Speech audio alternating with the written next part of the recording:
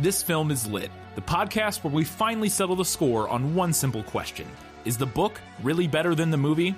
I'm Brian, and I have a film degree, so I watch the movie, but don't read the book. And I'm Katie. I have an English degree, so I do things the right way and read the book before we watch the movie. So prepare to be wowed by our expertise and charm as we dissect all of your favorite film adaptations and decide if the silver screen or the written word did it better. So turn it up, settle in, and get ready for spoilers, because this film is lit.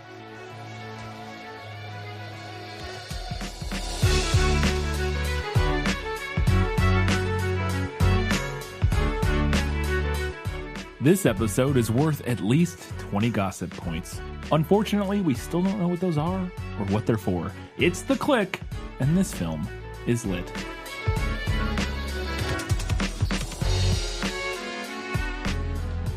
Hello and welcome back to This Film is Lit, the podcast where we talk about movies that are based on books and torture our cat by locking him in the other room. If you hear weird moaning, it's not a ghost.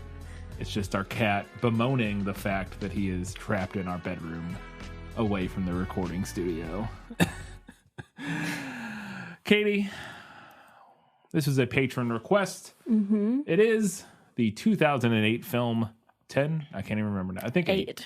The Clique, made for TV movie, currently on US Netflix. We have every single one of our regular segments, including the triumphant return of Guess Who. So let's start with our first segment. Let me sum up. Let me explain. No, there is too much. Let me sum up. The Clique follows Massey Block, a spoiled rich middle schooler who loves wielding her social status as a weapon, and Claire Lyons, a not wealthy girl who recently moved to the area. Massey bullies Claire hits back a few times, and eventually the girls maybe come to an understanding. There are a lot of other characters, but they're mostly used as pawns. And without going into detail, that's pretty much it. Okay. There you go. That's basically the movie, too. Yeah, there's not a whole big plot in the movie. Mm-mm. Not much of what we would call a plot. Well, let's move on then. Like I said, it's finally back.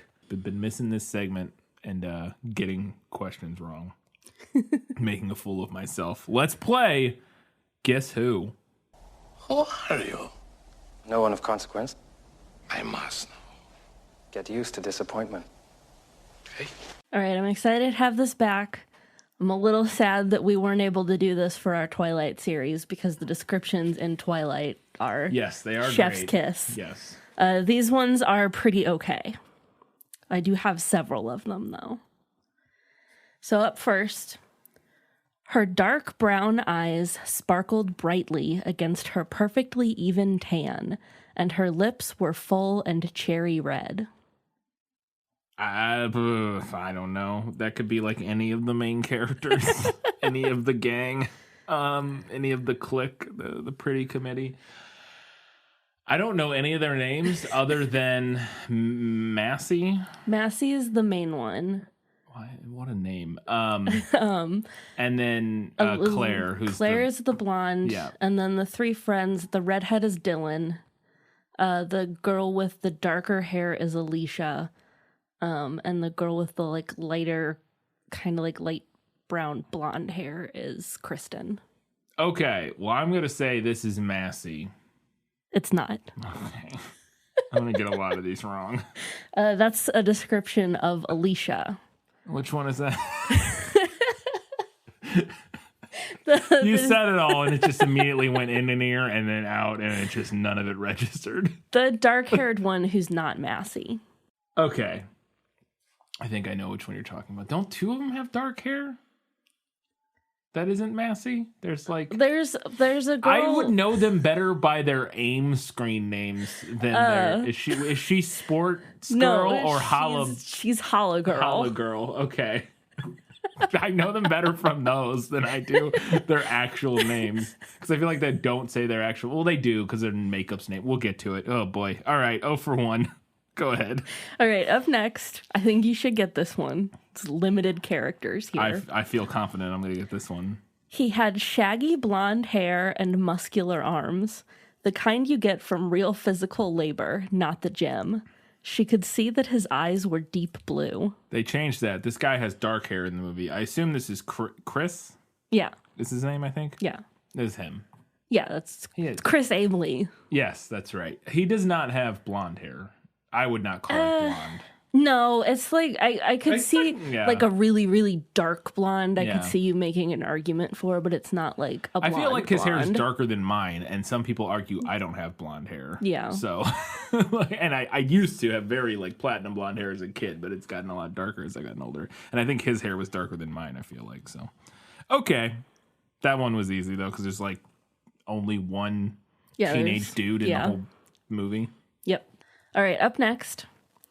A pair of overalls, white keds, and straight blonde hair with bangs. She looked like one of the cast members on Barney and Friends. Okay, well, this feels easy, too. This has got to be Claire. It is Claire. Yeah. The Barney and Friends. I mean, obviously blonde hair. She has blonde hair and the bangs and stuff, and it's very straight blonde hair. But specifically the Barney and Friends thing, because her style is not particularly... It's more, it's younger than the other girls is. And she is wearing overalls the first time we see her. Yes, that one. That was a gimme as well. All right, this one might be a little tougher. Her long, dirty blonde hair covered her face. Her tiny frame was made up entirely of muscle. What? What tiny person with blonde hair is all muscles? I read ahead, so I think the next one is the sporty girl, whatever her name is, sports girl. Otherwise, I would say it for this one. Mm-hmm. And it's, unless they change the redhead, but I don't even know what other character this could be. I'm trying to think of what other characters. There's the little brother of Claire, obviously not him. I guess it doesn't necessarily have to be a kid. It could be, technically could be an adult, but I don't think, I'm trying to think if there are any adults with blonde hair that are muscly. I have no idea. I don't even have a guess. Okay. This one is Kristen, the sporty girl. Okay. Sporty babe, or what was her? No idea who the next one is. Yeah, like sports babe, or I don't know. It was something with sports in the handle. I love this description. She's also like the nerdy one. Like she's the smart one. She's like the one that cares about school. Yeah. But I love this description because it conjures something like so hysterical to me. I picture like this very tiny petite person who's just hulking, stacked, just like a brick wall, but like tiny. Yeah, it is a very comical image, and that's not what she just looks like, a normal person in the movie. So Okay, up next. The girl looked like a female version of Tom Cruise, with her big nose, green eyes, and slightly crooked smile. The wild braided hair seemed to be the only thing keeping her from a career as his stunt double. Oh, no, I know who this could be. This could be Massey. Because she was not the first one. And the next one, I know who that is. I'm going to say this is Massey. This is actually Lane. Who is this? The weird art girl. She's the yeah. Okay. What? Yeah, I don't know about that matching up at all. No, she has like dark curly hair. Yeah, and she looks like a lot like Massey in the movie. A little bit, yeah. Does she? What? A little bit. I don't think so. Are we thinking of the same person? Yeah, Lane. It's still like the like alty friend. Yeah. Yeah, I don't think she looks like Massey, really. Okay. I mean, I could be wrong, but it confused me because nothing in that was about like how she dressed, or because that was how I was expecting that character to be described, is by her sort of alternative style. Gotcha. You know what I mean? Yeah. Because that's like her thing in the movie, is like she's kind of alty. Anyways, so that's why I was confused there. Okay, up next, you should probably get this one. You said you felt confident. Yeah, this one seems easy. I don't know her name. A thick mass of fiery red hair blew around her pale face. She was at least 2 inches taller and wider than the other girls. She looked like a girl who'd grown up milking cows. Great. This would be, and I don't know her name, but her name is like Big Red or something on the AIM, on the instant messenger app that they use. Yeah, you're right. Her name's Dylan. What is her name on the messenger? It's like it's Big Redhead or something like that. Something like that. Will you say Dylan? Yeah. Okay. Oof, nailed it. I got 2 of them right. I think. Yeah. No, yeah. you got. I got 3. You got I got 3 so far. One more. All right, last one. She checked the back of her satin cargo pants for panty lines and examined her white Hermes scarf, worn as a belt, to make sure that the knot was sitting flat against her hips. Her white cashmere tank top was free of dog hair, and her amber eyes looked bright. Okay, well, 3rd time's the charm. I assume this is Massey. That is Massey, yeah. I will say that even in 2008, I don't think cargo pants were cool. She didn't wear cargo pants in the movie. The book is 2004. Okay. Which, you're correct. Cargo pants. Cool in 2004. I rocked me some cargo pants. Not cool by 2008. But even then, they dress... I don't think any of them wear cargo pants in the movie. And again, like you said, it's a few years later, but like they don't even wear anything, I don't think, akin to cargo pants. No. Like they're all like in like very like stylish. Yeah, it's kind of like a posh kind of style. Yeah, they're all like rich, and so they wear like super fancy, designer clothes and dresses and some jeans and stuff, but lots of like skirts and dresses. Yeah. Alrighty. 4 for 4? 4 out of 4? No, 4 for 8. 4 and 4. Right? No, 7. There's 7. I got a greater than 50%. I got 4 out of 7. You did. So, woof, crushing it. That was a fun return of Guess Who. Now it's time for Was That in the Book? Nicholas Flamel is the only known maker of the Philosopher's Stone. The what? Honestly, don't you two read? So, first one, I wasn't even sure I was going to have any for this because for the longest time I had like no notes. And I was like, I don't know if I'm going to have anything for Was That in the Book because I don't even know what to ask. But the first one that I wrote down was a specific line because in the prequel we discussed how the author named the school that they go to Octavian Country Day. Country Day. And she says in retrospect that she named it that as a joke because it's OCD. We queried what the joke was in that. Yeah. I'm still not sure. Still not sure what the joke is. I've read the book and watched the movie. I'm still not sure what the joke is. It's just that's just a different acronym as the name of a school. I don't get the joke. But there's another line in the movie where when Claire and her brother first show up at Massey's house, Claire's brother asks Massey something and then like runs off, and Claire says to Massey, he must have forgotten to take his meds, and Massey says, his meds? And then Claire says, that was a joke. And then there's like awkward laughing. And I want to know if that line's in the book because this is one of the first times. There's this thing I'll ask about later about like I don't understand sometimes what it's supposed to be, like what the joke was.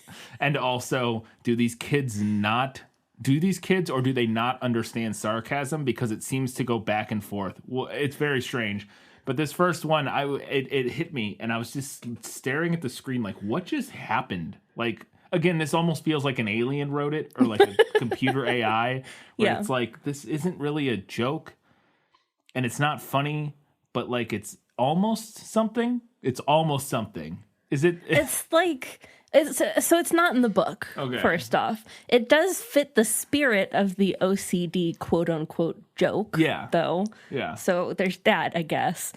I guess that is a thing kids might have used to say back in the day, like, oh, my little brother forgot to take his meds. Yeah, I think it's like, it's older humor. Yeah. It's like older, edgy humor done very poorly. Yeah. But the thing that is wild to me in this movie is that Massey is like, and I'll talk about it more here in a second, but Massey is like the most sarcastic, nightmare, like just awful person. Like she's sarcastic all the time, but also doesn't remotely, like numerous times in the movie, somebody makes an obvious sarcastic statement and it like goes right past her. And I don't know if that's intentional or just bad writing. Like I don't get it because there's numerous scenes where she's like what did you mean by that? And they're like, it was sarcastic. And she's like, oh. It's like, what? Wait, what? You're sarcastic all the time? Okay, great. Very strange.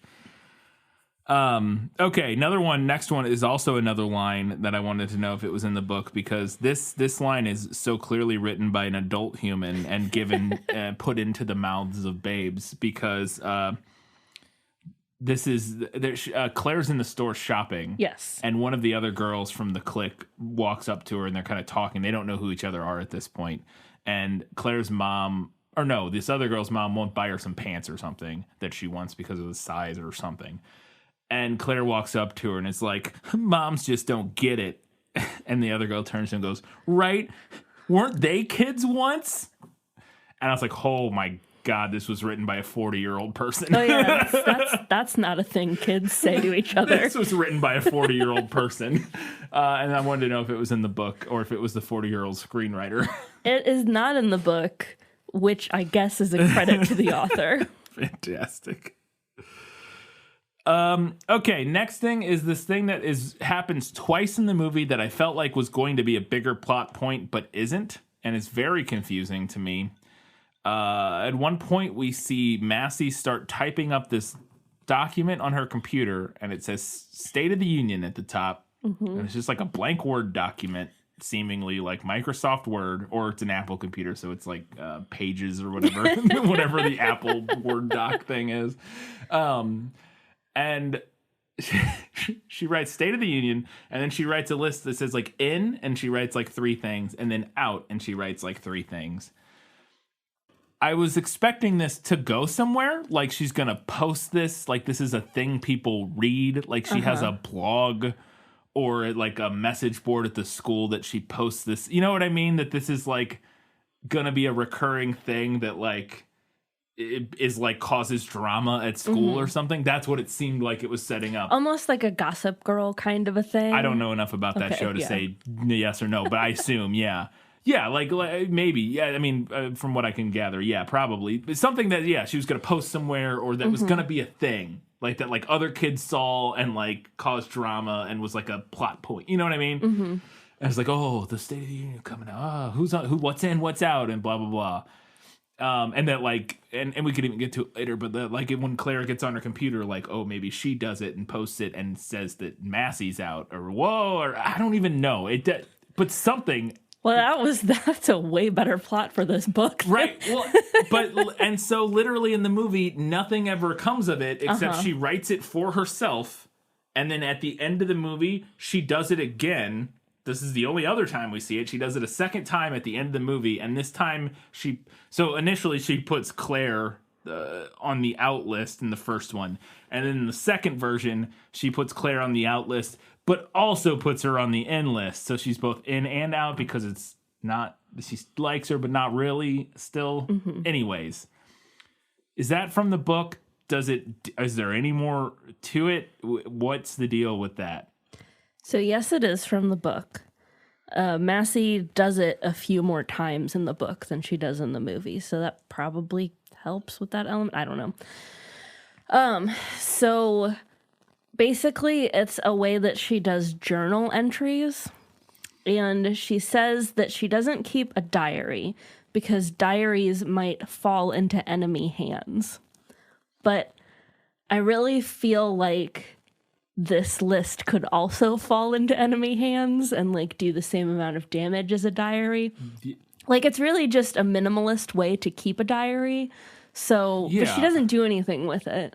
It's just something that she does for herself. Because it could just as, I mean, you could keep, if you're saying like doing it on the computer is better, then you could also just keep your diary on the computer. Yeah. Which would be the same thing. And in the movie, she also has a diary.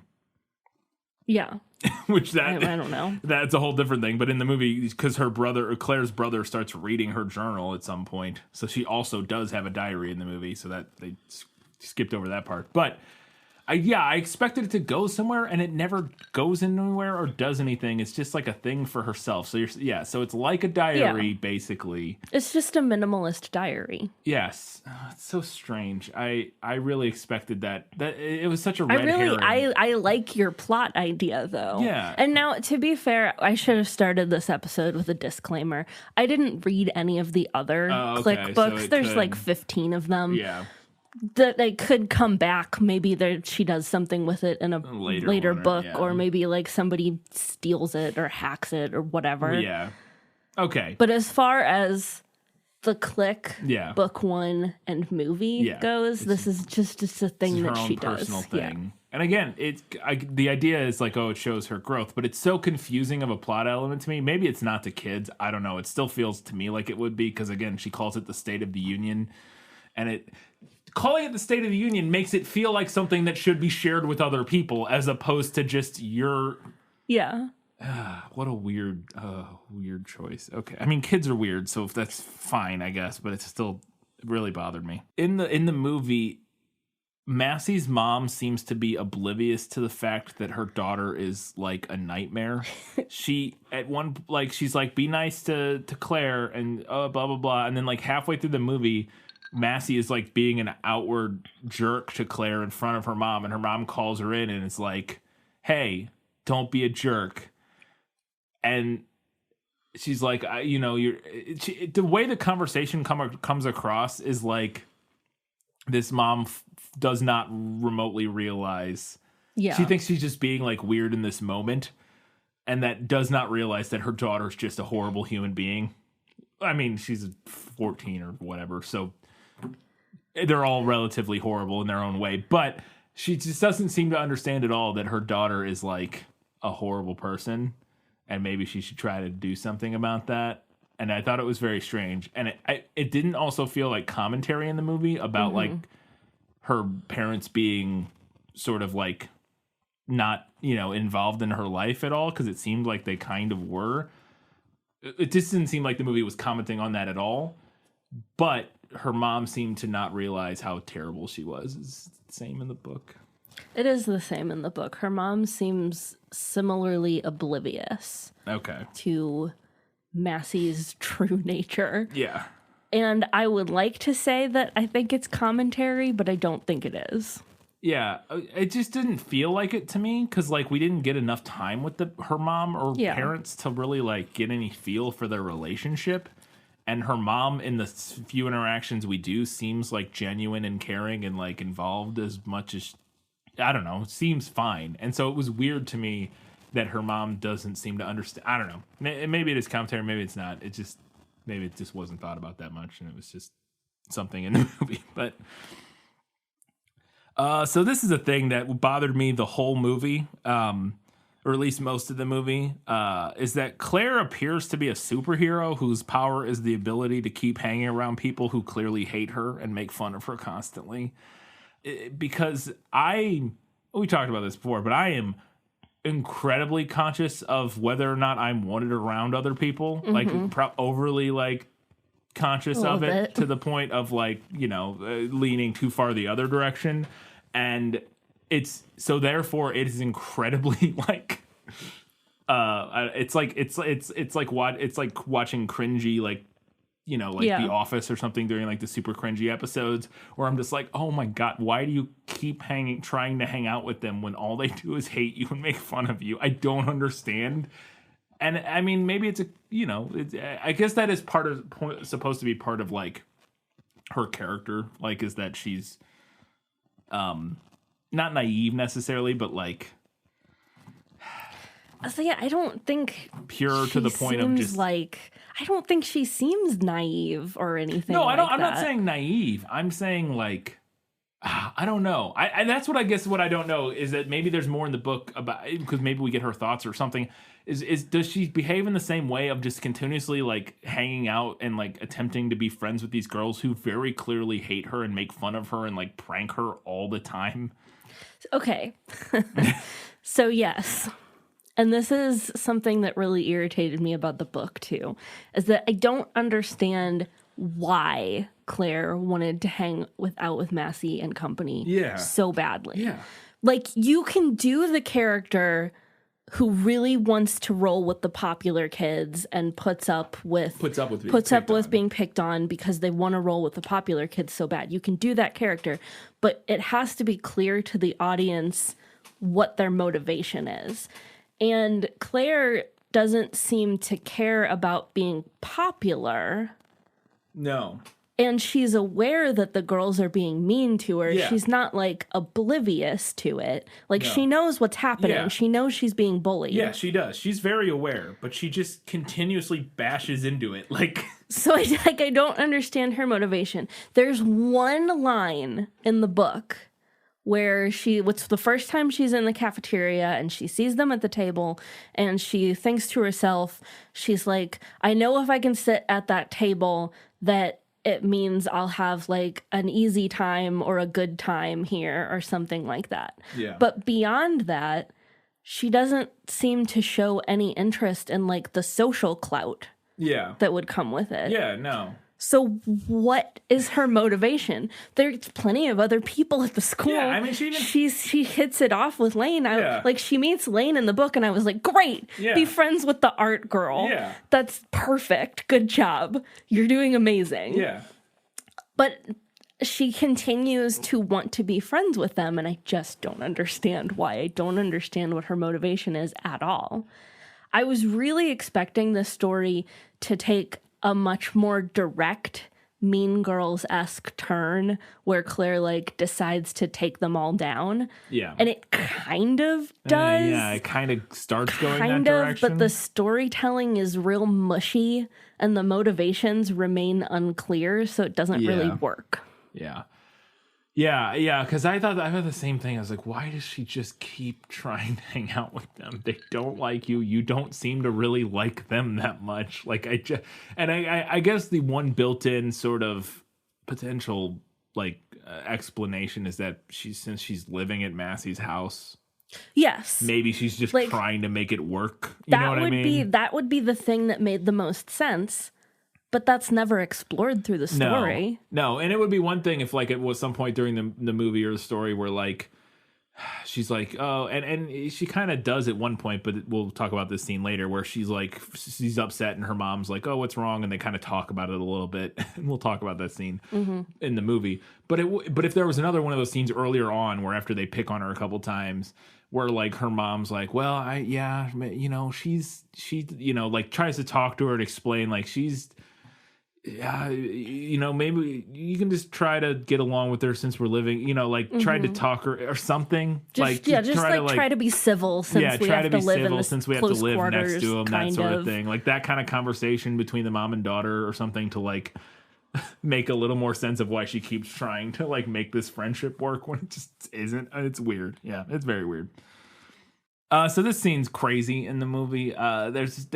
She goes down to the swimming pool, and the other friends are there waiting for Massey, and Claire is gonna go swimming, and she just, like, jumps in the pool, and all the girls react so interestingly, and I was like, what is this scene?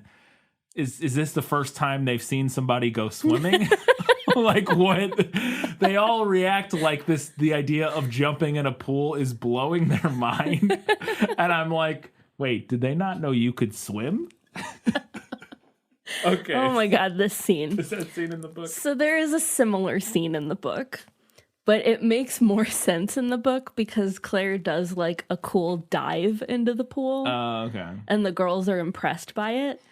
In the movie, she just, like, flops into the water, and they're all like, wow, amazing. My guess is that the actress couldn't do a cool dive, and they didn't want to spend money on a stunt double. So they were like, just jump in the pool. Yeah. It's fine. I guess, yeah. I thought it was very, very interesting. And I think what they were going for was the idea that they're, like, with Massey and stuff, they're so, like, stuck up and stuffy that they don't. Yeah, and that is part of it. Yeah. But it's just the most ridiculous scene because she just like flops in and they react as though she has done something outlandish and just amazing and impressive. Yeah. It's very weird. I was like, oh, all right. I mean, yeah, okay. I mean, I guess I get what you're going for, but it doesn't. I don't know if it works the way you thought it did. Okay. Does Claire use Massey's hacker computer and use it to mess with her life and like talk shit to all of her friends? Yes, she does. All of that part of the story plays out very similarly to what it is in the book. Yeah. So after that happens, she then hangs out with Massey's friends. Like they meet up at, I don't remember exactly. It's the pool scene, and then they go shopping or something. Yeah, she succeeds in eliminating Massey from the group. Yes. And then she's part of the group. Yeah, and they all hang out. And then she comes home. They're like, oh, we're going shopping or whatever, and they do stuff together. And she comes home late, and her mom's like, hey, you're late. And immediately Claire becomes a nightmare just like Massey. She's like just being a complete jerk to her mom. And it wasn't a direction I was expecting. And I will say, when I wrote this note, I didn't realize that this wouldn't pay off in any way, because it doesn't go anywhere. It's like one scene and then nothing happens with it ever again. And I was expecting maybe that was going to be, I was like, oh, I wasn't expecting this turn where she now gets this sort of social clout and becomes the monster essentially. Mm-hmm. But the movie doesn't do that. Yeah, they just don't do anything with immediately put her back in her place by having Massey figure out what's going on. So it's like, oh, okay. So, because that would have been an interesting turn if then, like, they kind of the shoes on the other foot and Massey has to figure out what it's like to be the social outcast, and Claire kind of gets a taste of power, and it, like, ruins things for her. But that's not what... her being a nightmare because she's popular isn't what ruins things. It's just them finding out that she pretended to be Massey is what ruined things. So that... there's so many... This movie in so many different times could have done a thing that makes... It sounds very interesting. That would make it like a sounds plot like a much more compelling story. That gives compelling character arcs and dynamics to all of their interactions, but at every point chooses not to do that and just like, nope, she's becoming kind of mean and bad, just like Massey was. Ooh, see, power corrupts. Absolute power corrupts. Absolutely. Nope, never mind. Nah, we'll abandon that storyline. It's so weird. But does that happen in the book? The whole Massey, it does. Evil with power? Yes. Or Claire evil with power? Plays out very similarly. Book similarly does not do anything with it. And the pacing of this story. The book takes place over the course of like a couple weeks, I think. And the movie is similar, I guess. Yeah. It takes place over a very short period of time. And we know that she doesn't hang out with the popular girls for a very long time, because at one point they're like, it's only 6 days until the field trip. Yeah. And then she hangs out with them, and then like the next thing is the field trip. So like 2 days max. Yeah. For her to be completely corrupted by power. Yeah. Now I'm going to compare this to Mean Girls again, because that's apt, and because a similar thing happens in Mean Girls, but it's much better paced and more subtle. In Mean Girls, you can see Katie slowly becoming more like the plastics, but you can also see her like trying to hang on and telling herself that she isn't actually like them, which makes a huge difference in how the story and the characters progress. Yeah. And it actually goes somewhere and they do something with it. Yeah. She has like a character arc. Yeah. She doesn't just immediately get knocked off her high horse and then just revert back to her previous character, and that whole little avenue we took is meaningless and didn't do anything and nobody learns anything from it. Yeah. Does Massey huck an egg at Claire? Because that shit was hilarious and I loved it. No, she doesn't. Oh, that was the best scene in the movie. There is a kind of equivalent scene, and I'm glad that you brought this up. I want to talk about it because I went back and forth over where to put this change, so I'm just going to talk about it here. I love the movie's change to having Massey chuck an egg at Claire from like a foot away. It's hilarious and terrible. In the book, there's a scene directly after the pool scene where Massey calls Claire a leech, and one of the other girls throws salt on her because that gets rid of leeches. And then the rest of the girls follow suit by dumping different foods on Claire. It's not funny, but I do think it was a decent way to show how quickly the other girls fall in line with Massey's cruelty, especially since they were literally just having a really good time with Claire. Yeah. Yeah, that could have been interesting. And they do that a little bit throughout the movie because you get the vibe, at least, that the other girls aren't as mean. Yeah. I mean, obviously, because they kind of become friends with her and stuff, and they're not as mean as Massey is. Yeah, Massey is really the corrupting force in this equation. But they do play along with, like, the whole paint scene, which I actually was going to ask, I guess, if that was in the book, and I forgot to. But the whole paint scene, like in the beginning of the movie, or towards the beginning of the movie, where they all kind of play a role in it and stuff. But yeah, you can definitely tell that they're not as, and that is some interesting, and I think the movie could have done even more with it, commentary of sort of, even though you're not the one who's like the bad one, you're enabling, or you're going along with that sort of thing. And I think the movie does a little bit with that, with touching on that and sort of condemning it, but not, I don't know if it does enough with it. So then it's after the egg scene, she storms upstairs and Claire's crying and she's upset and she's like, this is Massey's the worst and I hate her. And she's, I don't know what to do, blah, blah, blah. And she's like crying and her mom comes in and starts talking to her. And she's like, this scene infuriated me because her mom immediately like starts victim blaming her. And it's like, well, what did you do to her? Maybe some of your actions haven't been so great either. And her mom doesn't even know at this point that she pretended to be Massey. And no, her mom has no idea what she's done. She just assumes Claire was like deserved whatever happened to her. And it's like, wow, way to go to bat for your kid, Claire's mom. Good Lord.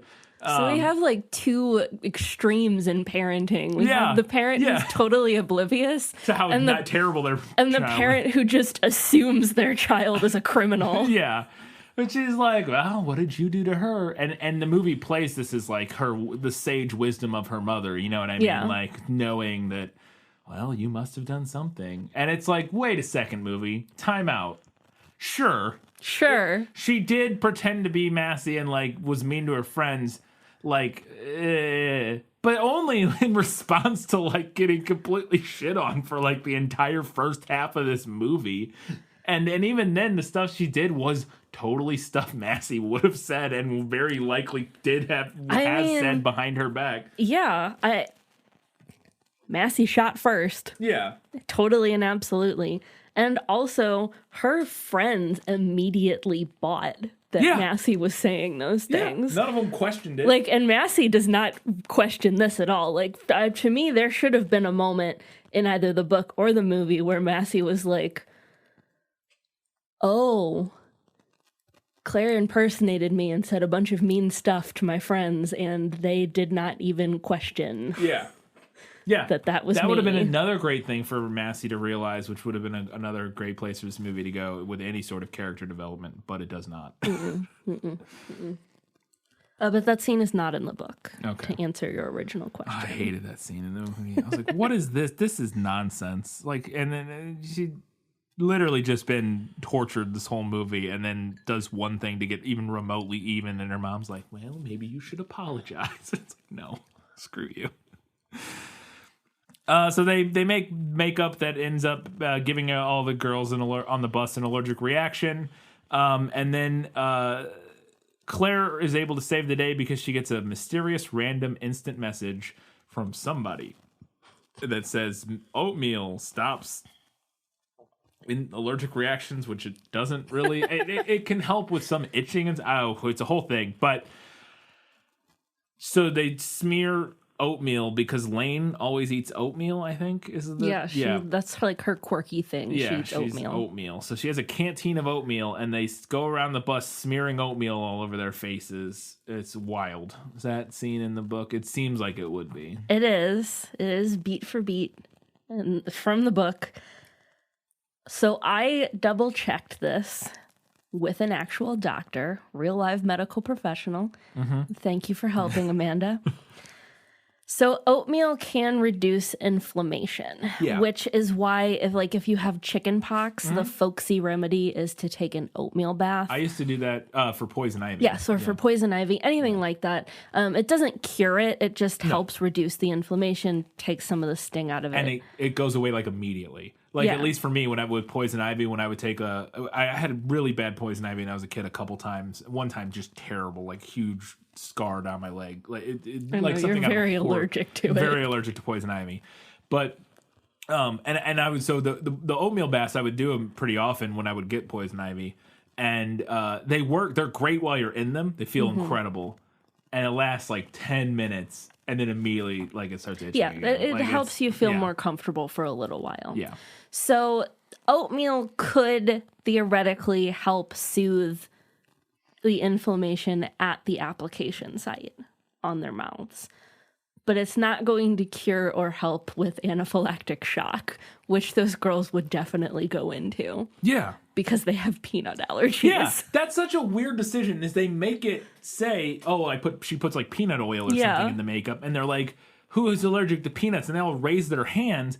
That's not how peanut allergies work, from my understanding. Is that that is peanut allergies are tend to be incredibly like critical. Like, it's not just like, oh, got a little. It can. They would have had a full tilt emergency on their hands. You have to go get like an EpiPen or something to like shoot Benadryl into their heart or something.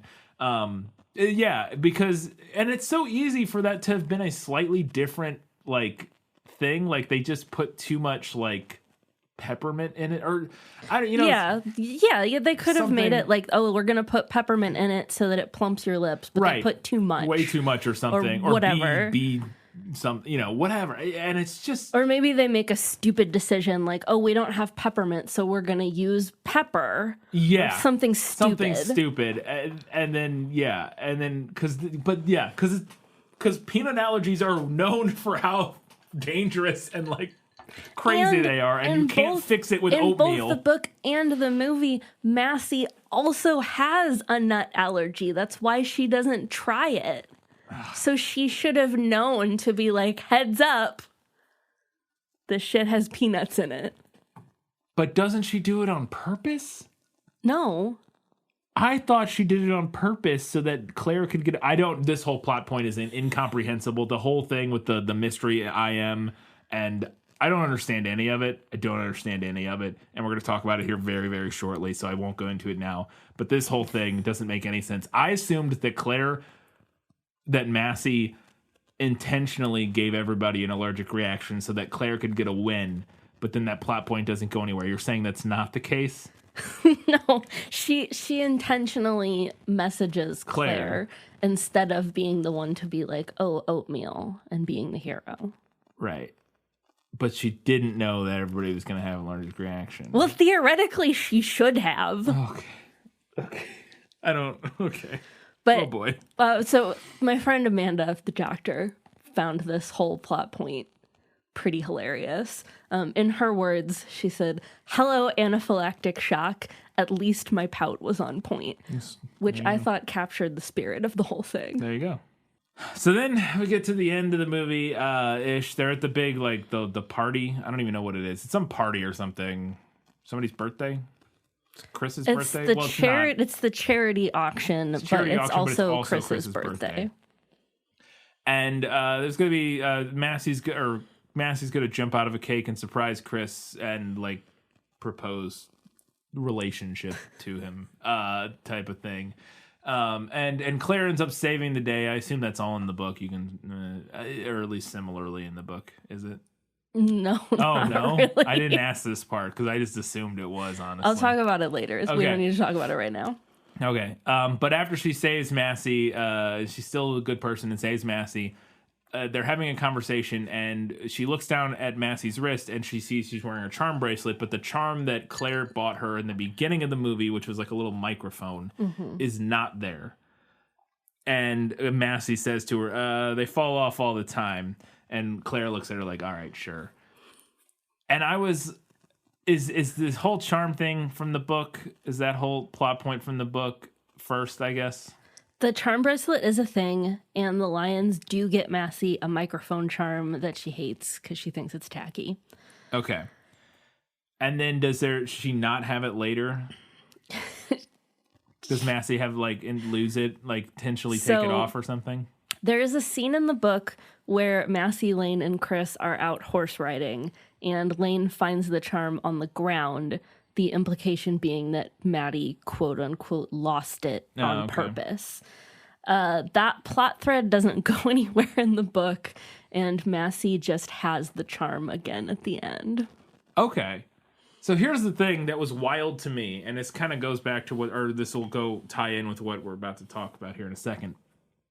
But to me, it seems like such an obvious choice from a writing perspective. If you want to do like some sort of character thing with Massey, is that she sees Claire looks at her charm bracelet and sees sees it, and the microphone is still on it. And so that despite the fact that she hated it when she gave it to her and that she's been a nightmare to her this whole time, there's still something, and then you give her a line about it, but there's still something there that she actually secretly does like Claire. And it's like, like she doesn't know how to deal with it. I was amazed that she was just like, oh yeah, it fell off. Whoops. Like, to me, it seems like such a thing as like, it seems like the perfect way to have this tie into the beginning of the movie of her still having the charm and that being like this little, secret thing that like gives away the game, that she actually does care about Claire. A love kernel, if you will. Yeah. Yeah. And I don't understand why they didn't do that. It's so strange to me. I don't know. Well, so getting the next point. Everything you've said has made more sense than what happened in this story. Getting to it, the conversation that follows after that, and this is where I have to talk about this because it just doesn't make any sense, and I don't even know how to describe it because it's incomprehensible. Is Claire then realizes as she's talking to Massey after she saves her from the cake debacle, she's talking to Massey and she's like, "Wait, you're the one who sent me the message about the oatmeal." Mm-hmm. And she goes, "Why'd you do it?" And Massey says, "I wanted to. My friends were so ready to ditch me for you all this time. And so I just wanted to do that.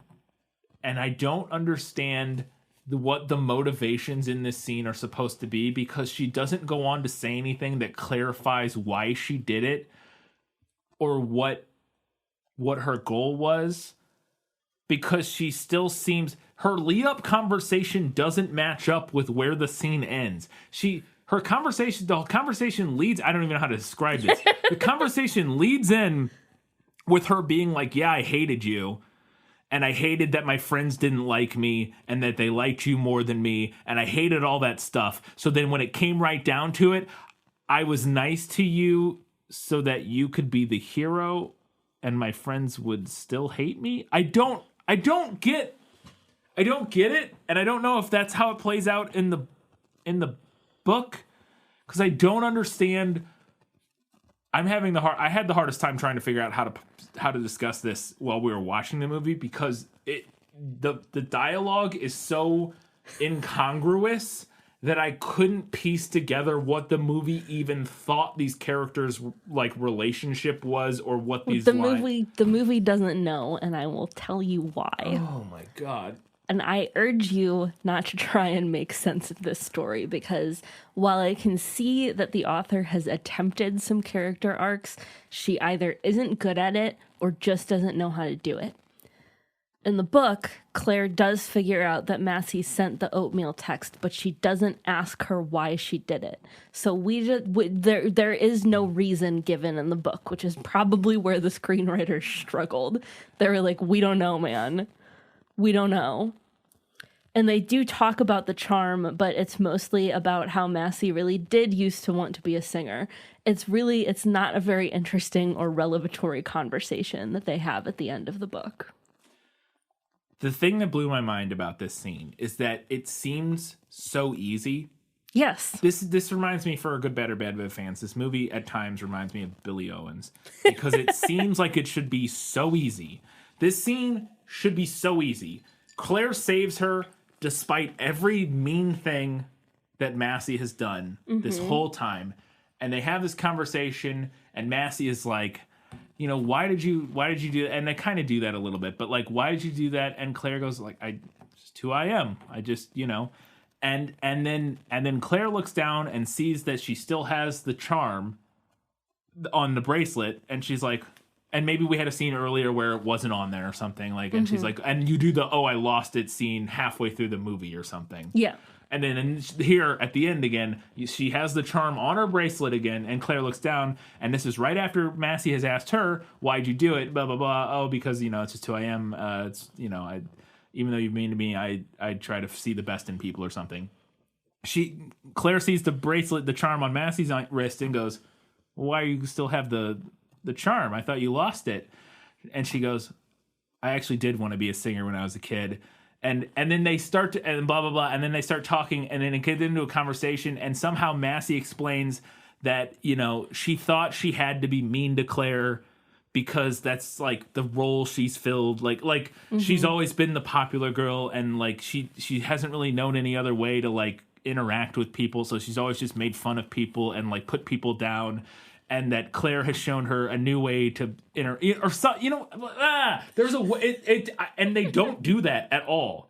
And the wild thing is that I think the movie thinks it did that, but it didn't. It didn't even get close to that.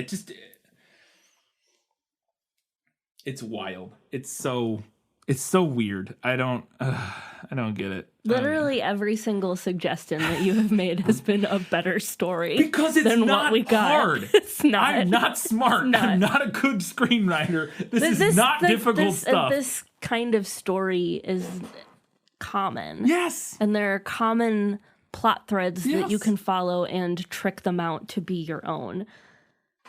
But it has to make sense. And what we got here doesn't make sense. It's so infuriating. And you know what's one of the most frustrating thing is that it's a relatively well-acted movie. Like, all the kids do a pretty good job. Like, and I think if they had an even remotely competent script, this could have been a fun, like, this kind of movie. You know what I mean? Like a fun sort of like Disney Channel original, like, Not quite Mean Girls level. That's a much funnier and insightful script than this ever had a chance at being, I think. But it could have been something closer to that, and on the better side of Disney Channel original movies, as opposed to whatever this is, because they had the talent in general for it. It's just ugh. And then finally, is the big ending that nothing happens. Literally nothing happens, and the movie just ends. So literally one of my last notes from while I was reading the book is, oh God, this is going to end weirdly and abruptly. I can just tell. Yeah. And then it did. That's exactly what the movie did too. Yeah, it ends much the same way. Massey and Claire have a moment, seem to come to an understanding of sorts, and then Massey isn't sure how to place Claire on her daily State of the Union. Now, I'm sure that this book was written with the idea that this would be a series. Yeah. Sure, it was written with that in mind. Yeah, I guess that does play into some but of it. Yeah. It would still be really nice to give your characters some kind of meaningful or satisfying arc, or, like an actual ending. Yeah. Like, there are plenty of books written as starts to series that still manage to accomplish those things. Yeah, because you can absolutely undo it if you need to. Yeah. Like, especially in a series like this was going to be, where you're going to do 15 of them and they're going to be all variations of the same thing. There's easily you can undo any character. And teenagers are so changeable. Yeah, and they're so changeable. Yeah, no way you could. It's so easy for you to, like, some event happens at the beginning of the next book and it spins things around in a different, so you have a different character arcs they need to go on, or who knows, or you introduce new characters that then interact, and there's a million ways to do it. You could still give your main characters actual character arcs. Yeah, it's stupid. Very annoying. All right, that was it for Was That in the Book. Let's talk about what was lost in adaptation. Just show me the way to get out of here, and I'll be on my way. Was it lost? Yes, and I want to get unlost as soon as possible. So this is a thing that's mentioned numerous times in the movie, and I just assumed it was nothing. But I still want to know if there's any exploration of it I just assumed it was like dumb teenager stuff. But I want to know if there's anything more in the book. What are gossip points? Unclear. Okay. They're brought up frequently in the book, more frequently than they are in the movie. You get X number of points for knowing or spreading gossip, seems to be the idea. However, what exactly they are and what the purpose of them is never explained. According to the Clique wiki, I had to do some digging to see if I could find out more about these things because it's been annoying me. So according to the Clique wiki, Massey keeps track of them on her Palm Pilot. Oh boy. But that was the only information I could find, which does nothing to explain what the purpose of these points is. Now, again, there might be more about gossip points in further books. There might not be. Either way, I would call this element sloppy world building.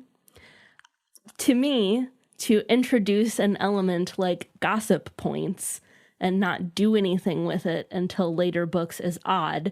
To put it in your story and not do anything with it at all is completely batshit. I was really expecting this to like be something and it wasn't, and it made me really mad. I can't help but feel like the author threw in this idea of a point system in an effort to capitalize on like maybe Harry Potter, like house points. Maybe. But then like didn't know what to do with it. So here's the thing. I will say this, that maybe it's different in the book. In the movie, it didn't stick out to me that much. I did want to know more about it, but they didn't stick out to me that much. I interpreted them in the movie similar to the same dumb, in the same way you would, people like teenagers or people would do the dumb points game for like pretending like imagining if they ran over certain people. Mm-hmm. You know what I'm talking about? Like, oh, it's a blind person with a dog. That's 50 points. You know what I mean? Like, but it doesn't mean anything. It's just a dumb. I interpreted it kind of like that. Like it was just a thing they said. I guess it's actually because it's like. But the fact that she keeps track of them in her Palm Pilot apparently puts that in a completely different place. It's brought up way more frequently in the book, which is why it annoyed me specifically so much. Because then like that's never explained and nothing happens with it. Because I spent the whole book being like, when are these gossip points going to become a thing? Like, what happens with them? Do you keep track of them? Do you like get something when you get enough gossip points? Does it like put you higher on a scale? Is there like a ranking system maybe? But nothing. Interesting. Yeah. Nothing. Yeah. It's very weird that she keeps track of them. I will say that. Assuming that wiki isn't lying, I don't like that. My other one was that there's a point in the movie, and I think I know maybe what's happening here, but I'm not sure. There's a scene where Chris and Lane show up at Claire and Massey's house for some reason. I don't even know why. Claire and Lane are going to hang out. Yeah, and I guess Chris is dropping her off or something. And Claire pretends to flirt with Chris and like touches his hair while Massey is watching from the window. Mm-hmm. And it cuts up to Massey as this is happening, and she screams Isaac.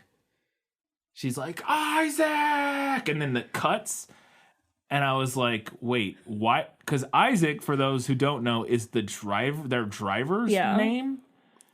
And I was like, because in that moment, you would imagine she'd be like, Claire! You know, like that's the name that seemingly she would scream in dramatic repose in that moment. But she screams Isaac, and I was like, wait, what? Why Isaac? So it's because she's about to go riding with Chris. They're going to go horseback riding. She wants Isaac to drive her to the stable/trail post haste. Oh. But I agree that in the movie it makes no sense because that is not clearly set up. Maybe they mention it and I missed it. It's such a funny moment though, because it is like, it feels so random. Yeah. And like, but even if they had set it up, it would feel really weird and random. Yeah. Like, why is she screaming the driver's name? Yeah, and again, she screams it in the way of... It also doesn't make sense because Chris is right there. She could, like... Getting the driver It doesn't stop them from flirting right then and there. I don't understand it. But because, she screams it like it would be... how you would imagine screaming like Lex Luthor screaming Superman. But it's not Lex Luthor screaming Superman. It's like Lex Luthor screaming Bellboy when he sees Superman flirting with the girl he wants to date or something, and he's like, "Bellboy," and it's like, wait, what did the bellboy have to do with this? Like, well, I don't understand it. It doesn't make any. It's such a weird moment. Oh my god, I'm gonna die. I don't know. It was very dumb to me. Okay. This is not a Lost in Adaptation, but I have a burning question. And I would like to know from anyone who read more of these books. I have Googled in vain and have not been able to find the answer to this question. Yeah. So please reveal this to me. Is the name Massey short for something? Oh God, I was going to ask this at the very beginning of the episode. I kept waiting throughout this entire book to find out what her full name was, but it is never mentioned. Like, surely it's short for something, right? It has to be. Her name's not just Massey. No. Like, people who are called Maddie aren't named Maddie. They're named Madison, and Maddie is a nickname. Is her name Massison? I don't know. I want to know. Mason? Maybe Mason. Mason? If you have read more of these books and you know the answer to this question, please reveal your knowledge to me on any of the social media. I'll be waiting. I did know a kid in elementary school I was in Boy Scouts with him, and his name, he went by Jimmy. And I remember my dad I think it was my dad or somebody asking him or his parents one time, or maybe, I don't remember who it was, but somebody asking him, Jimmy is short for James, right? Like filling in some paperwork or something. He goes, nope, it's just Jimmy. Just Jimmy. And he's like on your birth certificate? And he's like, yep. It's Jimmy. And I was like, all right. Apparently his parents just named him Jimmy. Oh, God. All right, let's go ahead and talk about what was better in the book. You like to read? Oh, yes. I love to read. What do you like to read? Everything. All right, so the movie introduces the idea that Claire's younger brother, Todd, has a crush on Massey. I don't have strong opinions on Todd. In the book, he's just kind of a prankster, like typical little brother character. Yeah. I just thought the crushing on the older neighbor girl was cliche in a way that I didn't find particularly compelling. Plus, the movie doesn't really do much with it, so I'm not sure what the point was. Yeah. A handful of things that the girls did in the movie, but not in the book, that I found exceptionally grating. Like when they're in the car and they're like, wait till tomorrow. Why? Because you get better looking every day. And then in the cafeteria, they do this loser, loser, double loser chant. And I'm like, I was trying to think back to middle school, and I was like, do actual human preteens do things like this? I think so, yes. I think so. Well, at least the loser, loser. I vaguely remember that. It sounded familiar, at least. The you get better looking every day feels much more like a middle-aged woman thing to say. Yeah, like, yeah. That's like that feels like a Red Hatter kind of a thing. Yeah. I do, now that you mention it, UGLY, you ain't got no alibi. Although that might have been because the movie Bring It On was really big. Yeah. I don't know. Anyway. When we first meet Kristen, she changes her outfit before school. Mm-hmm. In the book, she changes in the car. In the movie, she changes while standing right outside her house before getting in the car. Door, yeah. And what the fuck would that accomplish? As a veteran of changing after leaving the house, I have to say that this would be a dumbass move. Yeah. Isaac has more of an active role in the book. Isaac is the driver, as we mentioned. In the book, he actually lectures Massey about being nice to Claire and reminds her that not everyone lives a life of extreme privilege. Isaac out here doing more parenting than Massey's actual parents. I kept expecting a scene like that because early in the movie, he kind of disappears eventually, but early in the movie, there are numerous scenes where he's like making faces about what's transpiring. Yeah. And so I was expecting at some point for him to like have a moment where he says something, something happens, and it never really came. And I was like, okay. Yeah, the movie leaves that out. In the scene where Claire's butt gets smeared with red paint, which looks way more like a blood stain in the movie than I think it would in real life. Very good at Yeah, there was a very good pretend blood stain. Yeah. But when she's walking around trying to find the nurse's office, other students pelt tampons at her butt. They throw tampons at her. Which is a thing that I could definitely imagine real middle schoolers doing, if I'm being honest. Middle schoolers are the worst. You said it. In the scene where the girls hide in the bushes and spy on Chris, it goes pretty similarly, except that he drinks a Red Bull and then pours some of it out into the bushes, and it dumps on Massey's head while she's crouching in the bushes, which I was really disappointed that the movie left out. Yeah. While they're at the slumber party, Claire tries telling a ghost story, and the girls keep interrupting and laughing and making fun of her and being rude. And she eventually just stops trying to tell the story, and then she gets up and leaves right after that, which I thought made more sense. And the movie things seem to be not great, but mostly fine, and then she just gets up and leaves. Yeah, one of them makes a joke at her expense, but then she shoots back at him. Yeah. And then they just go to bed. Yeah. And then she's I'm out. Yeah. So I thought it made more sense the way it played out in the book. Been there. Wished that I could have just got up and left. The scene where Claire is wearing green tights after she does her first IM sabotage. She's wearing green tights under shorts, and Massey gets in a dig about how she didn't know there were auditions for Peter Pan, and Claire snaps back at Massey. Massey is wearing a shirt that has a Mandarin-style collar, and Claire's but apparently you heard about the Miss Saigon tryouts. And it was nice to see Claire actually serve it back a little bit. She does it in the movie a couple times. A little bit. She calls her a bitch. That was probably the best one in the book, though. Yeah. Also in the book, all of the girls are wearing shorts over tights, and Massey spends the whole day feeling left out and insecure. We only see Alicia wearing them. They start that in the movie and yeah. then don't pay it off. Yeah. They start it and she's you think it's going to go somewhere, and then it's moving on. Yeah, the book at least paid it off a little bit. The movie shows Claire wearing a bunch of woven friendship bracelets. We see them a couple times, but in the book we know that they're special because they're from her friends that she left behind in Florida. She really misses her friends. That's something that doesn't come through in the movie. The book also has a scene where Claire cuts them off because she thinks that they look raggedy and childish, which serves as something of a turning point for her character as she starts to act more like Massey. The five-way call. In the book, everybody is quiet, and Dylan tricks Claire into revealing some incriminating evidence before the other girls reveal that they're all on the line, which is how that maneuver actually works. In the movie, they all just immediately announce themselves, which makes no sense. Yeah.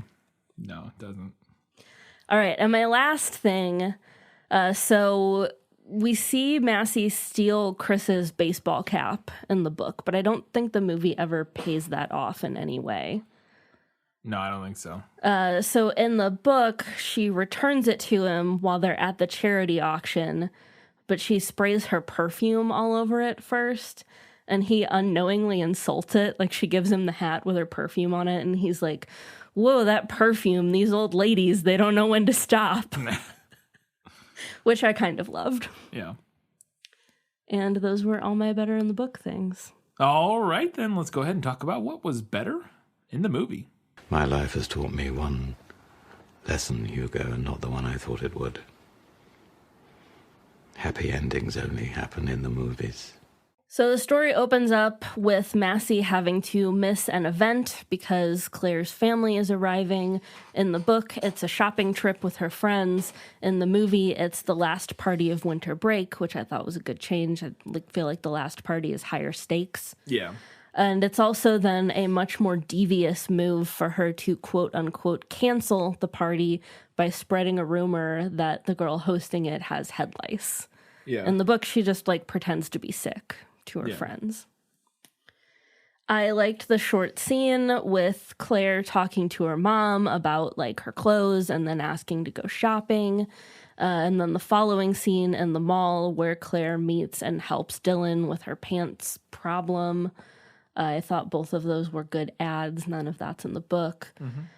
And then I thought having Claire be the one to pick out the white jeans. In the book, she just like already has a pair of white jeans, but like knowing that they're expensive and then that knowing that they're going to get ruined as a book reader was, I thought, a good change. The book gives us some setup with Claire meeting Chris outside of the school. The movie. The movie gives us that setup. That's not in the book.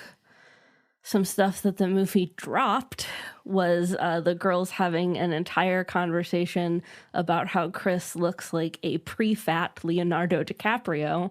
That was charming. Leonardo DiCaprio get fat at some point? I mean, he got older. I feel like he's been relatively fit his whole... I don't know. I mean... I don't know. They talk about how he looks like Leonardo DiCaprio before he got doughy. And then they refer to him as pre-fat Leo for like an entire conversation. And I was like, this is fun. Love this. Man, that's wild. In the movie, Claire is the one who comes up with the name Glambition. Who does somebody else? It's like one of the other girls. Like it's not important. Right. So I thought that was a good change to have her actually name the makeup company, the ill-fated makeup company. I thought it was a good change at the sleepover to have them like trick Claire into saying that she likes Chris. I thought that was interesting, although I'm not sure why she wouldn't just say, oh, sorry, I didn't realize because I've been here for 5 fucking minutes and I have only met literally one boy, because that's what I would have said. Yeah. The movie goes way harder making Lane a weird art girl, which is a trope that I actually love. Not at all because I almost always had a crush on the weird art girl. But the movie goes way harder with it, and I like that. I like her arm warmers. She does have arm warmers. May or may not have worn arm warmers. I thought that the movie made, I guess, good, but I kind of more so expected, given the trajectory of the plot, choice to have Claire and Todd get trapped in Massey's room while she's doing her sabotage. It doesn't go anywhere interesting, but it makes sense story-wise. It seems like the kind of thing that would be in the movie. Yeah. And the book doesn't do it. It doesn't pay off, but it makes sense to have it in your story. Yeah. I thought the book did a good job with the extra scene in the cafeteria where Massey has nowhere to sit, nobody to sit with because her friends all hate her now. The movie. Sorry. I'm not trying to... I'm sorry. No, I know. I just want to make sure. Yeah, the movie has an extra scene. Yes. Was a good choice. Yeah. Now, the movie makes a minor change in having Massey mention that she saw the messages Claire sent. The book says that Claire closed the chat window, and I think the implication is that deletes the messages. Now, I'll be honest, I don't remember enough about AIM to know if that's accurate.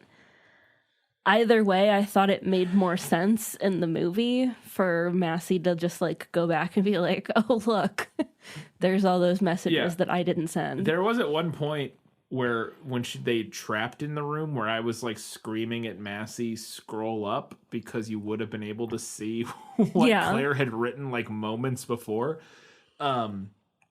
I think it would have kept at least some of... Oh, boy. It's been a long time. I spent many a late night in high school on many different, not just AIM, but... Been a solid decade plus since I used any kind of, like, chat. Oh, yeah. I don't remember. Yeah, I don't either. But that's definitely, like, the implication in the book, is that because there's a thing where she's like, oh, she made sure to close the chat window. Yeah. So... I guess it's possible. Yeah.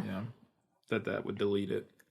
The heart-to-heart scene with her mom, it's cliche and it has a bad message, but I get it as an emotional turning point in the story, which is something that the book lacks. Yeah.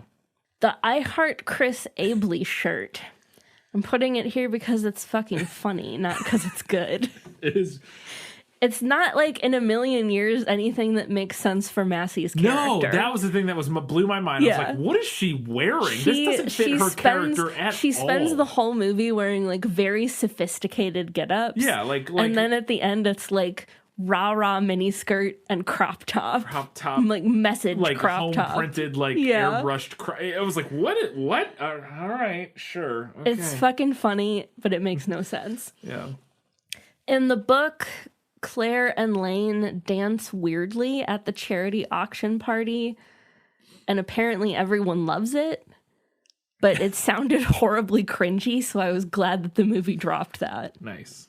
Claire's saving Massey from making a fool of herself over Chris by stopping her from popping out of the cake, which was never a good idea. Even if he hadn't had a girlfriend, that wasn't a good idea. I thought it was a better change from what happens in the book, which is that both of their dads get drunk and are making fools of themselves, and they're like singing up on stage and like trying to get their families to come up and sing too. Oh. And so the girls like hide in the bushes together. No, the movie version. Yeah, the movie version makes way more sense. It gives Claire some like agency, like it's that last act of her helping. Yeah. Massey despite everything, and again the movie doesn't go anywhere with that. It doesn't really use it in any effective way, but that was a good decision at least. All right, we've got the movie nailed it. As I expected, practically perfect in every way. All right, even more rapid fire. Yeah. Massey's all-white bedroom with the outfit mannequin that she puts her clothes on. Massey is super obnoxious, and she has a pug named Bean. All right. Claire is wearing overalls the first time we see her. Yep. We get Massey's charm bracelet and the silver microphone. Yep. The dialogue in the first scene where Massey meets Chris Abley while they're out horseback riding, dialogue has changed a bit, but otherwise the scene is pretty much the same. Mm-hmm. Massey making Claire sit in the back of the car. And does she then climb over the seat? She does climb over the seat. And then when Claire's leaning out the window taking pictures of the mansions, Massey's like, relax, Claire, this isn't Epcot. Ah. Claire loves to eat sour gummies. Gummy feet. In the book, I think they're just like a lot of different kinds of gummies, but there are feet. Which everybody liked sour gummies back then. Are you kidding me? That was like the go-to. Claire getting left behind in the car when they get out at school. The line, did I invite you to my barbecue? Then why are you all up in my grill? That one at least felt like a kid might say it. It's like a terrible, dumb line, but it felt more childlike. A lot of the dialogue, speaking of Vincent, the art teacher, also pretty on point, right down to his weird dialogue. Yeah. But a lot of the dialogue in the book was very like cringy and made even more cringy by the fact that like you could tell that the author felt really clever as they were coming up with it. Yeah. Just like cringe. The red paint on the butt. Alicia smearing red paint on Claire's butt to make it look like she had her period. We talked about Massey's State of the Union thing that she does. Lane's weird oatmeal quirk, which she definitely only has for the plot point later. Yeah, for sure. And her backpack with the speakers on it. Massey's mom inviting Claire to the sleepover, and then Claire blows off Lane, and everything ensuing from that pretty much. We talked about Chris at Massey's house, Claire touching his hair, Massey takes Chris's hat, Massey steals Lane from Claire. After Claire steals her friends, kind of. And then the awkward mani-pedis with Lane, although I kind of wish they had included Lane's line of dialogue to Massey. Thanks for pulling me aside after gym to let me know I have snaggle toes. Snaggle toes. Claire's fake bathing suit designer that she makes up, all the I am sabotage, generally what follows, especially her dig on Dylan's legs, and then the ugly long skirt, and Kristen revealing that she is actually poor. A poor. Son scholarship. Which gasp. I don't know. I don't want to read any more of these books, but I am kind of curious how long Kristen expected to be able to keep this up. Keep that charade going. Yeah. Alicia giving Claire an old cell phone and also buying her clothes. The bathrobes that Massey gives everyone instead of lab coats while they're making makeup that make no sense because bathrobes aren't even close to lab coats. It's not the same thing. Claire and Lane make up on the bus. They become friends again. Everything with the lip gloss and the oatmeal, as we discussed. And then the endings of both the book and the movie are equally nonsensical and anticlimactic. Well, there you go. We've got a few odds and ends, and then we'll get to the final verdict.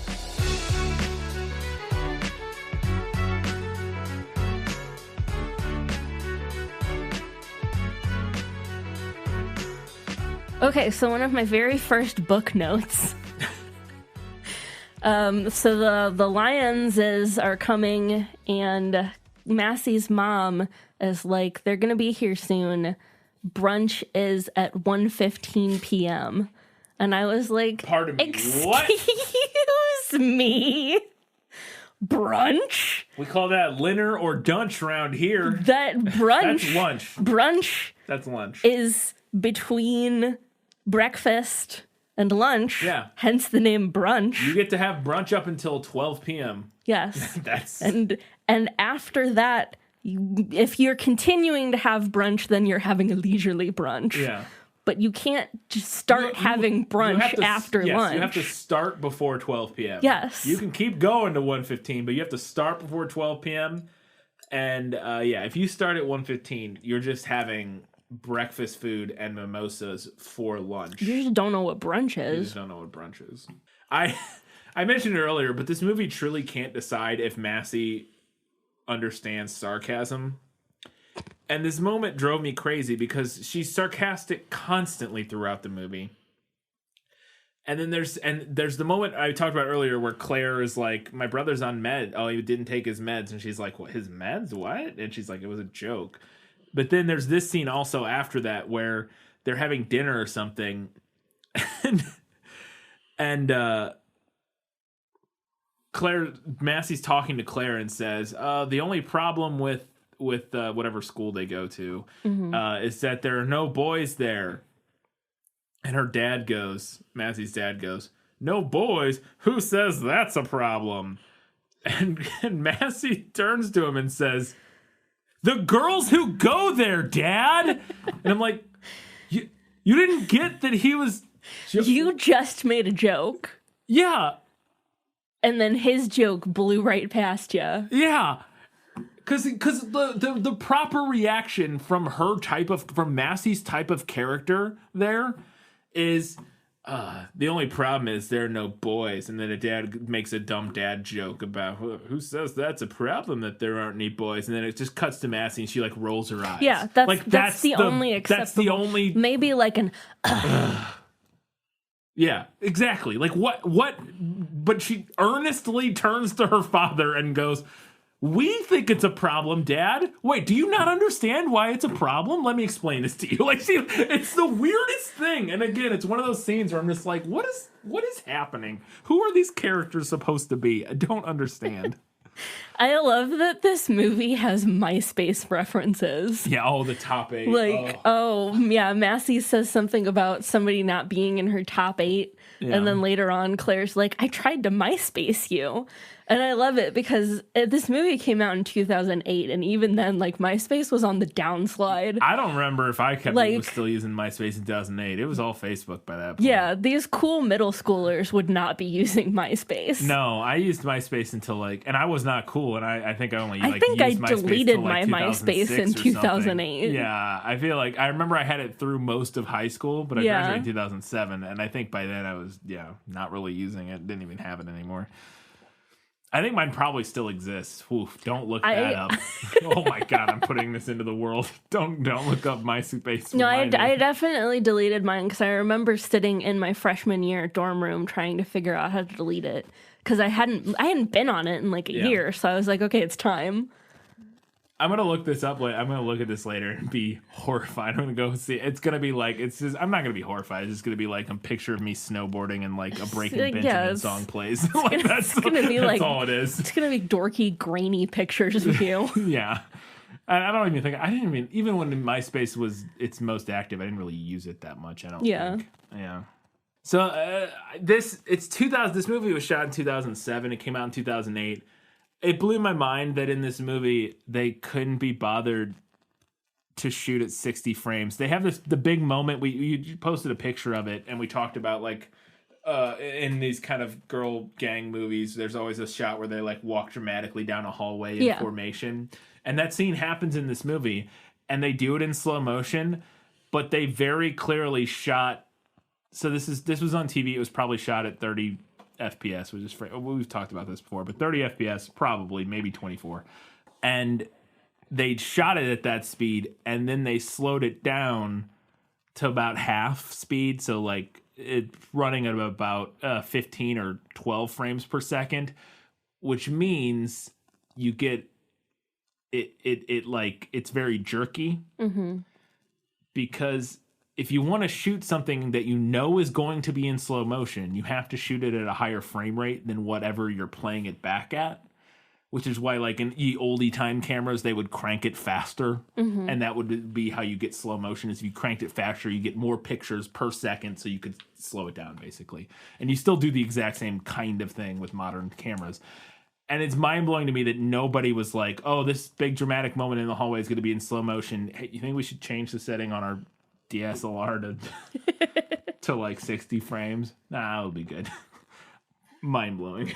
Mind-blowing. I feel like the entire crew of this movie did not care about they probably just didn't making care. a fine piece of film. And I mean, everybody's made that mistake too, where you're like, I mean, I've done it before, where you're like, no, we're not going to slow this down. We'll just shoot it at 24. It'll be fine. And then later you get in the edit and you're like, no, I wanted to slow this down. I should have shot this at 6. It was not fine. No, it was not fine. Yeah. Nowadays, you can interpolate with like, even then you probably could have if they had dumped any money into it. You can interpolate slow motion. It looks kind of weird and cheesy, but it's so easy. It's not hard. There's no way they didn't have the capability on their cameras they shot this on. These weren't shot on like terrible cameras. It looks okay. It's very clearly video, but it looks fine. And there's no way they couldn't have changed the frame rate. Anyways. So I just want to mention this real quick. The scene where she has the red paint on her pants and she's trying to find the nurse's office. In the book, they send her to like the photography dark room and she like busts in thinking it's the nurse's office. And then in the movie, she busts in very similarly, except that the walls are glass and it's clearly like a yoga studio. Yeah. Why would you go in there thinking it was the nurse's office? They're very clearly doing yoga in there. The nurse maybe does yoga. I don't know. Like maybe the nurse teaches yoga on the side. Like our football coach was a physics teacher. This is a rich kid school. Yeah. People don't have double jobs. Come on now. That's fair. Massey in this is a thing that didn't make any sense to me in this movie, is that Massey throughout the course of the movie has no redeeming qualities. Yeah. I kept waiting for something to happen where we get like a moment of her humanity for the ultimate, evolution of her character, to see like, oh, that, this is where we're going. This is why why we're holding out hope for her and that we kind of like her. And there's none of it in this movie. She's just awful all the time, constantly. Yeah. And then at the end, she's a little less awful. Yeah. But it's still kind of awful. And I was like, why is this not... How do you... This is screenwriting 101. It's so simple that even I, who didn't even take screenwriting 101, know. It's wild. The book does have more moments with Massey and Bean, which I think is supposed to endear her to us. Like, oh, look, she loves her dog. She's not all bad. Except that she's still a total fucking monster. Yeah, and it doesn't matter. Like, you can... the fact that she's nice to her dog means nothing. That means zero things. Means nothing. So stupid. There is a moment in the book where Claire is at Massey's house / the guest house.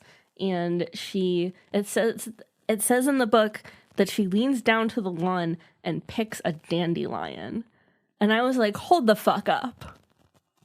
This rich person lawn does not have dandelions. Yeah. Have you ever seen a rich person lawn? No. There are no dandelions there. No, they don't have weeds. No weeds. Doesn't happen. I just have a couple other things. First thing is that the Pretty Committee is not actually in this book. Oh. It's not mentioned until book 2. I know this because I searched my digital copy for Pretty Committee, and it only came up in the sneak peek of the first chapter of the second book. Well, there you go. So not actually a thing in the Clique, the book. Also, I just want to call out that during the montage where Claire is hanging out with all of Massey's friends, they do the Breakfast Club dance. I just wanted to call that out. They? Yeah, they do. They like dance in a line and they like move their arms. Oh, yeah, they do. Yeah, it's you're right. The Breakfast Club dance. Right. Oh, the 40-year-old director was like... I just wanted to call that out because I thought it was cringy. I mean, I guess it's possible that these kids could like the Breakfast Club, but yeah, that was definitely the 40-year-old director being like, okay, guys, do this. You guys ever seen the Breakfast Club? What's a breakfast? You mean like where my parents go on the weekends? And they come home drunk and yelling at each other? Oh, no, not that kind of Breakfast Club. All right, let's get to it. It's time for the final verdict. Now, are you ready for your sentence? Sentence? But there must be a verdict first. Sentence first, verdict afterwards. So I've been thinking about whether or not I would have found either this book or this movie compelling when I was in middle school. I don't think I would have. I know these books got pretty popular. No offense to anyone who loves them or remembers them fondly, but I'll be real, I don't get it. Then again, middle schoolers are not exactly known for having good taste. No. Here's a positive that I'll give to the book. I think there was an attempt to critique the rich and snotty lifestyle. I'm not sure it worked, but there was an attempt. The book has little revealing lines here and there, especially about Massey and her mom. Early in the book, when Massey's mom is talking to her, there's a description. She spoke very slowly and enunciated every word, much in the same way she was when she talked to Inez, their live-in housekeeper. Very charming. And then later, we get the line, Massey said poor, the way her mother said fat. And when they first meet the lions, Massey's mother's rings are turned around, from which Massey deduces that the lions don't have money, because apparently her mom does that when she doesn't want the less fortunate to feel uncomfortable. Okay. And then later, Massey asks her dad, who is a successful businessman. That's all we know about what he does. He's a successful businessman. She asks him for advice on becoming a makeup mogul. He first tells her to marry the CEO of Revlon. And then when she's like, oh my God, Dad, he basically tells her to buy the products wholesale and resell them with a markup. So I feel like there was an attempt at critique. Yeah, there's a little bit of a... Yeah, a little bit. A shot at the bourgeois. But this book is... Bourgeoisie? Not well written. Yeah. Like at all. From a storytelling perspective, there are issues with pacing, with characterization, and while there is an attempt at character arc, the characters' motivations often aren't clear, and their turning points either don't work or fall flat, or aren't there altogether. As far as the nuts and bolts of writing, there are problems with perspective. The book is written in third-person omniscient, but the character whose perspective we're in changes randomly without any indication to the reader. This really threw me for a loop. Sometimes it's within the same paragraph. Similarly, there are also a few time jumps with zero indications, like not even a line break, nothing. Just a time jump. There's a podcast I listen to called Behind the Bastards, and they've been reading Ben Shapiro's book on it, and he does the same thing where this perspective jumps around and like there's not breaks, and it's like a nightmare apparently to read. But anyways. Now, the movie suffers from many of the same issues that the book does, namely pacing, characterization, character arc, and a flat nothing ending. I was hoping that the movie would change the ending. It didn't. And I'm not sure if they were anticipating getting to adapt more of the books, or if maybe at some point the writers were like, just fuck it, let's just work with what we've got. Yeah. However, I think the movie kept things similar enough to please book fans who had to be their prime target audience, because like who else is going to watch this, while also making a handful of good changes, namely adding an emotional turning point and having Claire talk to her mom, even though the message was shit, and in changing up how Massey and Claire bond at the charity auction, even though it didn't really make sense. So for that, I'm going to give this one to the movie. I will say that the movie, despite not making a lot of sense and not being, all of the sort of problems you mentioned, it's not a terrible movie. At least, like I said, the performances are okay. It's kind of fun at times, but also it's like, just not it's bleh. For what it is, it's par for the course. Yeah. It's fine. It's like a middling to worse Disney Channel original. Yeah. It's not like a good Disney Channel original, but it's like a middling Disney Channel original movie, so it's fine. Like, yeah. All right, that's it for this episode of This Film Is Lit. As always, you can do us a giant favor. Head to patreon.com/thisfilmislit. Support us for $2, $5, or $15 a month. If you support us for $15 a month, you can recommend a movie/book, which is what this one was, and what quite a few more coming up in the next few months will be. You can also do us a huge favor if you can't support us financially, and you leave us a 5-star rating and review on iTunes or anywhere else, Stitcher, anywhere else that you're able to leave a review that you listen to us on, any platform. That would be fantastic. You can also follow us on social media, Facebook, Instagram, Goodreads, Twitter, all those places. We will have polls. You can leave feedback on what you thought about the Clique movie versus the book, which one you preferred, and why, and we will read those in our next prequel episode. And any interaction on social media helps us get more followers on social media. Yeah. So that's another way that you can help us too. Yeah, the more feedback, because we kind of go through like waxes and wanes of like what it's, at least especially on Facebook, of what it feels like Facebook decides to show our fans. Yeah. Because we have hundreds of followers on Facebook or something like that, and it feels like sometimes, and we've asked people, and sometimes people don't see our posts and other times they do. And the more feedback we get on posts, the more that helps other people see our stuff. So, leave comments, leave feedback, vote, all those good sort of things on the polls. Katie, what's next? Up next, it's spooky season. It is. And we will be talking about a horror classic, The Shining. It comes out like the day before Halloween or something like that? The Wednesday before Halloween. Which Halloween's on Saturday this year. It's like the 25th, maybe. Yeah. Probably like the 27th. Oh, it's the 28th. Yeah, say because Halloween's on a Saturday. Yeah, so it comes out right before Halloween. A few days before Halloween, we are doing The Shining. This one's I've probably been recommended a few times here or there by fans, and it's one I've been wanting to do because you've not seen the movie, have you? No. I've not read the book, but I have seen the movie. I quite enjoy the film. I think it's a good movie.